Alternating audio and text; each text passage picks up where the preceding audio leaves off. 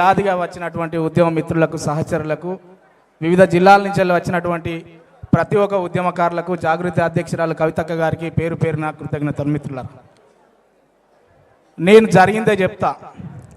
నేను ఉద్యమకారుల గురించి జరిగిందే చెప్తా, జరగని చెప్పా. తెలంగాణ ఉద్యమకారుల యుద్ధం 8 సంవత్సరాల నుంచి వివిధ సంఘాలుగా మొదలైన నాళ్ళలో చాలా తక్కువ ఉండే. ఎందుకు తక్కువ ఉండే అని అంటే నాటి ఉద్యమంలో ఉన్నటువంటి నాయకులు ఉండే, అంతే కదా. ఆడ ఈడ కొట్లాడినాం, ఆడ ఈడ మాట్లాడినాం, అయినా కూడా ఉద్యమకారుల శక్తి సరిపోలే. ఒక టర్మ్ అయిపోయింది, రెండో టర్మ్కి వచ్చినాం, కొంత సమీకరించుకోగలిగినాం. మా కరీంనగర్ లెక్క 10 మంది ప్రెస్ మీట్ పెట్టేదానికి నెల రోజులు మేము వెయిట్ చేసినాం. అంటే ఉద్యమకారుల సంఖ్య రాలే. 2016లో ఉద్యమకారుల గురించి మాట్లాడదామని అనుకుంటే మాకు ప్రెస్ భవన్లో ఒక 8 కుర్చీలు నిండలే. కొట్లాడుకుంటా మొన్న పోయినాం భూ పోరాటం. ప్రభుత్వం భూ పంపిణీ చేయలే, కవితక్క కరీంనగర్లో భూ పంపిణీ చేసిందా లేదా అని చెప్పి మీరు ఒక్కసారి ఆలోచన చేసుకోవాలి. 29, 30 నాడు కరీంనగర్లో భూ పోరాటం జరిగింది మిత్రులారా. 2014 నుంచి వెళ్ళి 2026 వరకు జరిగిన ప్రస్థానంలో ఉద్యమకారుల అంశం మాట్లాడురి అని చెప్పి బీజేపీ మెట్లు దొక్కినాం. ఆనాడు ప్రతిపక్షంలో ఉండే ఎవరు ఉద్యమ సంఘాలు ఏం చేయాలి, ప్రభుత్వాన్ని అడగాలి, మాకు ఇది కావాలి అని చెప్పి గట్టిగా అడగాలి. కానీ ఉద్యమ సంఘాలు ఏం చేస్తాయి అంటే ప్రభుత్వాలను అడిగాయి, ప్రతిపక్షాలను తిడతాయి. నాడు టిఆర్ఎస్ గవర్నమెంట్లో ఉన్నటువంటి కేసీఆర్ గారు గట్టిగా అడిగేది ఉంటే ఇక్కడికి వచ్చేది కాదు. కానీ కాంగ్రెస్ని అడిగారు మిత్రులారా. ఇవాళ కాంగ్రెస్ అధికారంలో ఉన్నది, మనం కాంగ్రెస్ని అడగాలి. ఇప్పుడు మళ్ళీ టిఆర్ఎస్ని అడుగుతున్నాం మిత్రులారా. అంటే తలకాయ నొప్పి గోలి ఇక్కడ ఉంటే మందు మోకాలు పెట్టుకుంటాను. ప్రభుత్వం మీద మనం కొట్లాడుతున్నామా? కొట్లాడతలేము. ప్రతిపక్షాల మీద కొట్లాడుతున్నాం.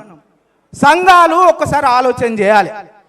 ఎక్కడనైతే గట్టిగా కొట్లాడతామో, ఎక్కడనైతే దెబ్బ గట్టిగా తాకుతుందో నొప్పి గట్టిగా తెలుస్తుంది, దానికి నివారణ చర్యలు చేపడతారు.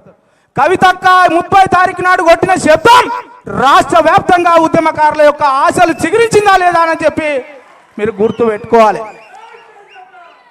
అక్క మాకు భూ పంపిణీ చేసింది, మా ఇళ్ళకి వచ్చింది, ముగ్గు పోసింది, పాలు వంగిచ్చింది. మీరు ధైర్యంగా ఉండుర్రు తమ్ముళ్ళు, ఈ రాష్ట్రం మొత్తం తిరుగుతా మీకు ముగ్గు నేనే వస్తా అన్నది రాష్ట్ర వ్యాప్తంగా ఉద్యమకారులకు ఉత్తేజాన్ని నింపింది. మేము చాలా సంతోషపడుతున్నాం. నాయకత్వంలో మహిళలు ఇంత దూరం వస్తారా, ఇది చేస్తారా అని చెప్పి కరీంనగర్ ఉద్యమంలో చాలా, అంటే మా భూ పోరాటంలో అన్నారు. అక్క నిజం చేసింది. కానీ అక్క ఉద్యమకారుల యొక్క పరిస్థితి దయానీయంగా ఉన్నది. యాస్టకు వచ్చిర్రు, నెరివడ్డరు, ఒక నాయకత్వం కోసం చూసిర్రు, ఉమ్మడి కార్యాచరణ కోసం చూస్తారు. కొట్లాడే దమ్ము లేదా మనకు? కొట్లాడే దమ్ము లేదా? ఆ నాయకత్వం వహించడానికి ఒక ఉమ్మడి కార్యాచరణ రూపొందించాలని చెప్పి అక్క మన వద్దకు వచ్చింది. వాస్తవంగా మా ఉద్యమకారులు చనిపోతే చందాలు వేసుకుంటాను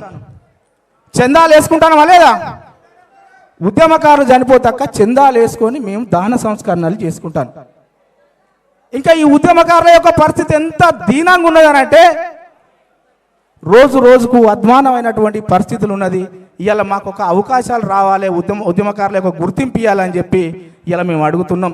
మరి 8 సంవత్సరాలుగా జరుగుతున్నటువంటి ఈ పోరాటంలో కాంగ్రెస్ పార్టీ మేనిఫెస్టోలో పెట్టింది కదా, మరి అమలు చేయాల్సినటువంటి బాధ్యత కూడా మరి ప్రభుత్వం మీద ఉన్నది. కాబట్టి మరి అక్కగారు చెప్పినట్టు ఉద్యమ కార్యాచరణ రూపొందించండి, ఉద్యమ శక్తులన్నీ అక్క వైపు ఉంటాయని చెప్పి మరొకసారి ప్రత్యేకించి మీకు తెలియజేస్తూ, మనందరి తరపున ఉద్యమకారుల యొక్క గొంతుకగా భవిష్యత్తులో హక్కు ఉండాలని అక్క నాయకత్వంలో మనం అందరం సమిష్టిగా నడవాలని చెప్పి పెద్దలు అన్నారు.